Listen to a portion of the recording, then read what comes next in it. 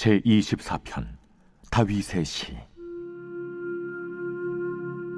땅과 거기에 충만한 것과 세계와 그 가운데 사는 자들은 다 여호와의 것이로다. 여호와께서 그 터를 바다 위에 세우시며 강들 위에 건설하셨도다. 여호와의 산에 오를 자가 누구며 그의 거룩한 곳에 설 자가 누구인가? 곧 손이 깨끗하며 마음이 청결하며 뜻을 허탄한 데 두지 아니하며 거짓 맹세하지 아니하는 자로다.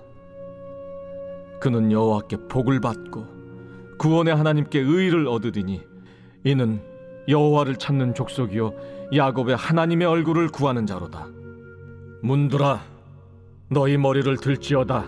영원한 문들아 들릴지어다. 영광의 왕이 들어가시리로다. 영광의 왕이 누구시냐? 강하고 능한 여호와시요 전쟁에 능한 여호와시로다. 문들아 너희 머리를 들지어다. 영원한 문들아 들릴지어다. 영광의 왕이 들어가시리로다. 영광의 왕이 누구시냐? 만군의 여호와께서. 오늘 시편 24편은 우리 앞에 나왔던 시편 15편과 그 배경이 유사합니다. 그 내용이 어떤 내용이냐면 다윗이 이스라엘의 왕이 되었을 때 그가 가장 먼저 한 일이 그 블레셋에게 그 빼앗겼던 법궤를 찾아오는 일이었죠. 그래서 그 법궤가 예루살렘 그 다윗성으로 들어올 때 그때를 회상하면서 감사하고 또 감격했던 기뻐했던 것을 생각하면서 이 시를 기록을 했다고 알려지고 있습니다. 그 내용이 사무엘하 6장에 나오게 되는데요. 그때 다윗이 얼마나 기뻐했는지 그 궤를 맨 제사장들이 다윗성으로 들어올 때 제사장들이 6발걸음을 오면 그 자리에서 딱 멈춘 다음에 거기서 소와 송아지를 잡아 제사를 드렸다고 이렇게 나옵니다. 그리고 또 다시 제사장이 6발자국 오면 거기서 또 멈춰가지고 잔치를 베풀었다 이렇게 기록이 되어 있어요. 뿐만 아니라 그 이후에 보면 법궤가 들어올 때 그가 춤을 췄다 이런 말씀도 이제 기록이 되어 있습니다.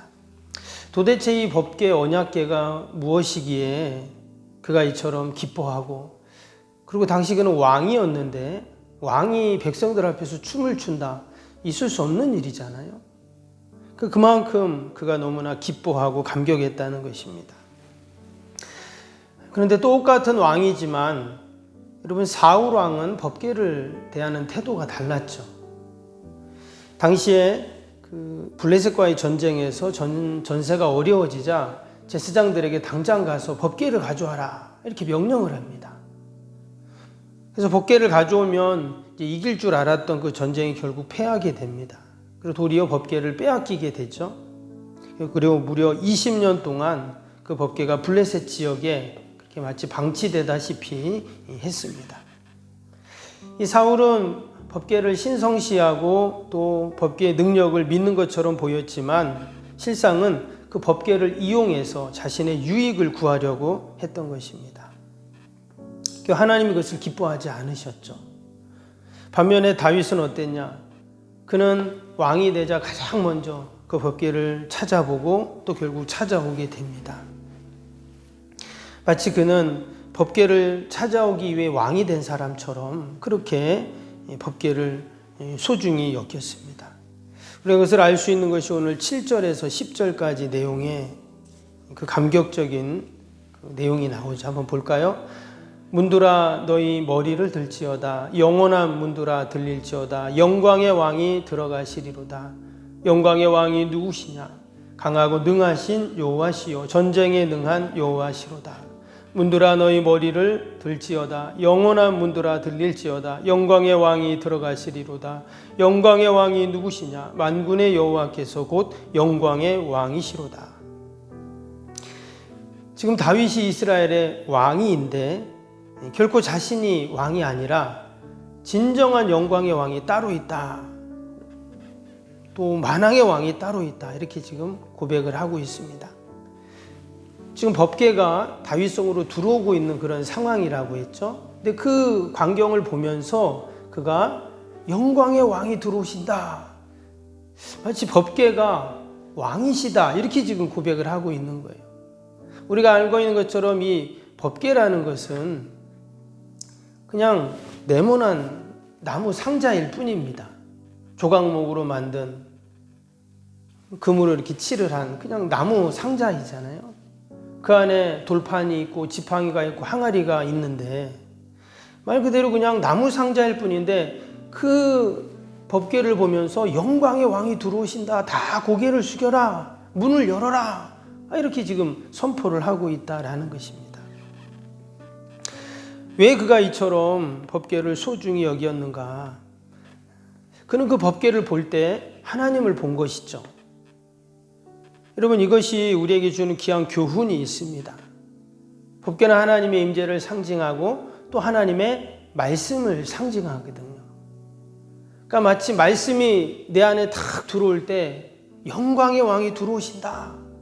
그러면서 그 마음의 문을 활짝 열고 마치 그 말씀을 내가 받아들이는 그런 모습인 거죠. 우리가 이 새벽에도 하나님께서 저와 여러분들에게 하나님이 말씀하시는 줄로 믿습니다. 우리가 그 말씀을 받을 때 마치 다윗처럼 내 마음의 문을 활짝 열고 영광의 왕이시여 어서 오시옵소서 하면서 우리가 기쁨으로 하나님의 말씀을 받고 그 말씀을 내 안에 간직할 때 여러분, 하나님이 다윗에게 주셨던 그 놀라운 은혜와 축복을 저와 여러분들에게도 동일하게 허락하실 줄로 믿습니다. 특별히 그 법궤를 받으며 감사하며 감격하며 맞이하면서 다윗이 이처럼 기뻐했던 내용 중에 오늘 1절, 2절 한번 보겠습니다. 1절, 2절에 뭐라 했냐면 땅과 거기에 충만한 것과 세계와 그 가운데 사는 자들은 다 여호와의 것이로다. 여호와께서 그 터를 그 바다 위에 세우시며 강들 위에 건설하셨도다. 당시 이스라엘뿐만 아니라 주변의 많은 그 이방 나라들도 다 자신들만의 신이 있었습니다. 우리가 아는 것처럼 가나안에는 바알신, 아세라신 그런 신들이 있죠. 블레셋에게는 다곤이라는 신이 있었습니다. 암몬에게는 몰렉이라는 신이 있고 또 모압에게는 그모스라는 그런 신이 있었습니다. 다들 자기들이 섬기는 다 그 신들, 우상들이 다 있었어요. 그런데 오늘 말씀에 보니까 지금 하나님은 어떤 하나님이신가? 창조주 하나님이시죠. 땅과 거기 충만한 것, 세계와 그 가운데 사는 모든 것들이 다 여호와의 것이다 하는 말은 바로 하나님이 주인이시고 하나님이 만드셨다는 거예요. 우리도 뭔가를 만들면 내가 만든 거잖아요. 그러면 내 거잖아요. 하나님이 세상의 모든 것을 다 만드셨는데 그 말은 하나님이 주인이시다 이 말인 것이죠. 그것을 다 바다 위에 세우시고 강들 위에 다 건설하셨도다. 세상의 모든 것을 만드시고 세우시고 건설하신 그 하나님을 지금 찬양하고 경배하고 있습니다. 우리가 오늘도 하나님을 찬양하고 또 우리가 하나님께 우리의 간절한 소원, 마음의 바램들 우리가 기도를 합니다. 하나님은 어떤 하나님이신가?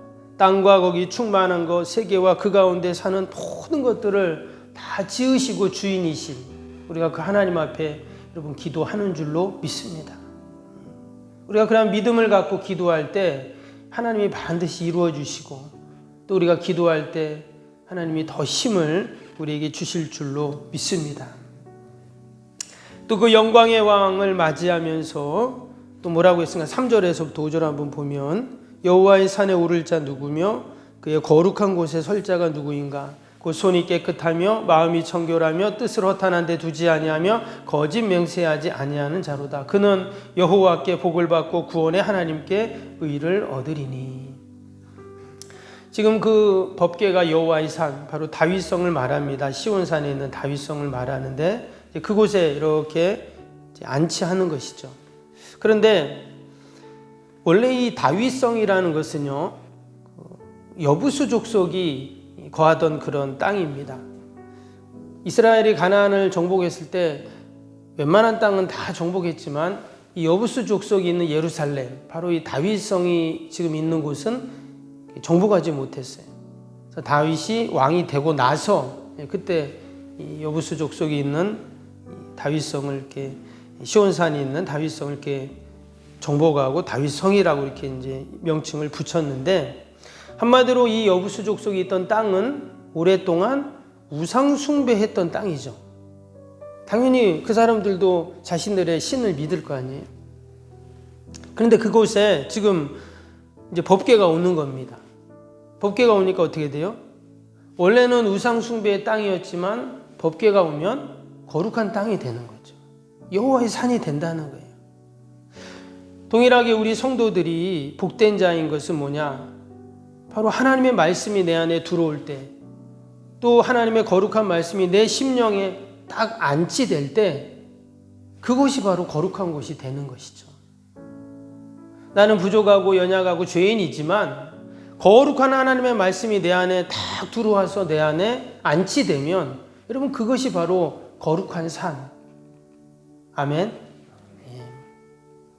그래서 우리가 늘 하나님의 말씀을 더럽고 추한 내 심령 안에 머물게 되는 것, 여러분, 이것이 은혜이고 복인 줄로 믿습니다. 내가 착하고 내가 선한 일을 하고 내가 거룩해서 거룩한 게 아니라, 거룩한 하나님의 말씀을 내가 받을 때, 그 말씀을 내 안에 간직할 때, 여러분, 우리가 거룩해지는 것이죠. 그래서 5절에 뭐라고 합니까? 그는 여호와께 복을 받고 구원의 하나님께 의를 얻는다 했어요. 오늘도 하나님의 말씀을 우리가 간직하고 붙잡고 믿음으로 나아갈 때, 여러분, 하나님이 주신 은혜와 복이 있는 줄로 믿습니다. 구원의 하나님께서 주시는 그 의를 우리가 누리는 여러분 복된 하루가 되시기를 주님의 이름으로 축복합니다. 우리 새성전 건축 오늘 주일인데요. 토요일 기도 마무리 기도 한번 해보겠습니다. 91번부터 100번까지입니다. 토요일 기도, 우리 토요일은 새벽 기도 안 하니까 계속 이렇게 넘어갔는데 마지막 기도 한번 해보겠습니다. 91번부터 100번까지 기도입니다. 담임 목사님과 건축위원장, 건축위원들에게 성령으로 기름 부어주셔서 건축을 잘 감당하게 하옵소서. 아멘. 새성전 건축에 참여하는 모든 분들에게 하늘의 지혜와 명철을 부어주셔서 한치의 실수도 없이 건축되게 하옵소서. 아멘. 지역 주민들이 참 기쁨과 안식을 경험할 수 있는 행복 충전소가 되게 하옵소서. 아멘. 약정한 모든 성도들을 축복하사 약정한 헌신을 넉넉히 감당하게 하옵소서. 아멘. 새 성전이 우리의 실력, 열심이 아닌 하나님의 은혜 위에 세워지게 하옵소서. 아멘. 온 성도들이 교회에 대한 사랑과 긍지로 하나 되어 소명을 이루게 하옵소서. 아멘. 성평교회가 갑절로 부흥하게 하시고 새성전 시대를 힘있게 펼쳐가게 하옵소서. 아멘. 새성전 건축 기간 동안 예배의 영광과 성령의 기름 부으심이 강력하게 나타나게 하옵소서. 아멘. 새성전 건축을 통해 포항과 이 나라와 민족 열방을 잘 섬기게 하옵소서. 아멘. 건축의 시작과 마무리를 하나님의 손에 올려드리오니 하나님께서만 영광을 받아 주옵소서. 아멘. 예수님의 이름으로 기도합니다. 아멘. 사랑과 은혜가 충만하신 하나님 아버지, 다윗이 법궤가 다윗성에 들어올 때 감격하며 마치 그 법궤를 자신 안에 안치한 것처럼 이 시간도 우리가 하나님의 말씀을 받고 그 거룩한 말씀을 우리 안에 간직할 때 하나님, 우리가 거룩한 산이 되고 또한 아버지 하나님의 의가 우리 가운데 충만하게 임할 줄로 믿습니다. 그러한 소망을 갖고 이 새벽에도 하나님의 말씀을 붙잡고 믿음으로 기도하는 복된 새벽이 되게 하여 주옵소서. 나라 민족과 교회와 이웃과 또 우리 살아가는 자녀들, 내 힘으로 할 수 없는 인생의 문제들 다 하나님 올려드리오니 하나님 도우시고 선하게 인도하여 주옵소서. 오늘도 거룩한 날 주의 전을 찾는 모든 발걸음들마다 복되게 하여 주시고 하늘의 은혜로 충만케 하여 주옵소서. 우리 멀리 출타에 있는 자녀들, 또 아버지 타지에 있는 성도들, 하나님 어디에 있든지 믿음으로 늘 살게 하여 주시고 예배 자리를 기억하게 하여 주시옵소서. 기도 외에는 이런 종류가 날 수 없다 하셨사오니 하나님 앞에 늘 믿음으로 기도하는 저희들이 되게 하여 주시옵소서. 특별히 우리 환우들, 우리 연약한 육신 꼭 붙잡아 주시고 우리의 마음을 붙잡아 주시고 늘 하나님의 은혜로 하나님 살게 하여 주시옵소서. 감사하며 예수님의 이름으로 기도하옵나이다. 아멘.